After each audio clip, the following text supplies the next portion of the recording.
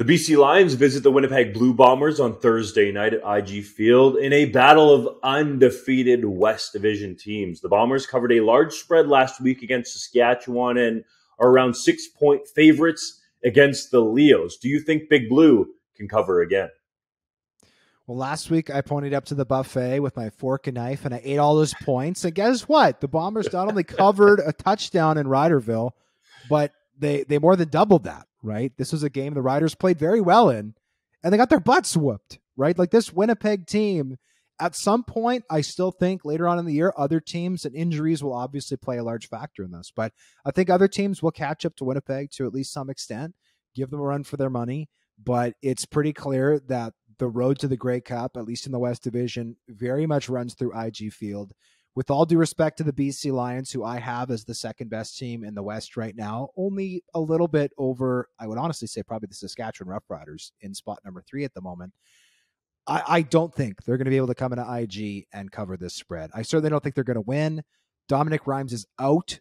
He's their best receiver in my view. Keon Hatcher's still out. Yes, they get Lucky Whitehead back. That's nice, especially because Winnipeg, by the way, is starting a rookie at boundary cornerback with Demario Houston out. That's one thing to watch. Maybe Vernon Adams Jr. and Lucky Whitehead can get that going, but it's going to be hostile territory. The crowd at IG is going to be big. It's going to be loud, and I have the Bombers winning this game and covering that spread. Well, I think it's indisputed that the Winnipeg Blue Bombers are the powerhouse team in the CFL right now, and I simply don't see a half-strength BC Lions offense beating them in this game. You need Keon Hatcher and Dominic Rhymes healthy to be able to pull that type of upset.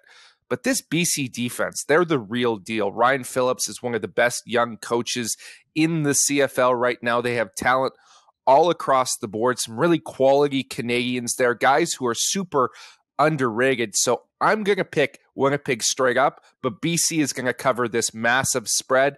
I don't want to pick Winnipeg to cover until it gets to about 3 points, if it does so later in the week.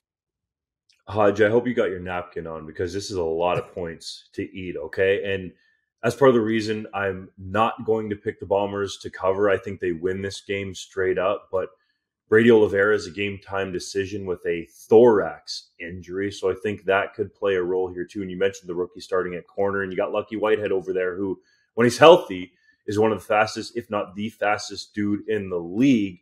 I think that can be exploited, and I agree with you guys. I think Dominic Rhymes being out of the lineup is a real blow to the Lions. I think he's their best receiver, and he's also the receiver that Vernon Adams Jr. seems to trust the most in this group right now. And I think the defense is a reason why the Lions can keep this one close. And I think the Lions have been underrated a little bit here. And yeah, they probably should have scored some more points against Edmonton last week, but I think that Elks defense is actually really good. And I think Chris Jones has them going. So I see a tighter ball game, and it's really hard to continue to win by margins like the Bombers have done in the CFL when it's such a small league.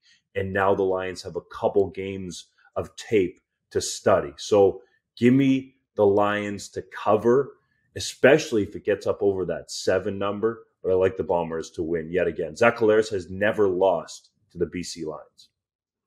You guys are welcome to eat, or I'll eat the points, and next week you guys can eat your words.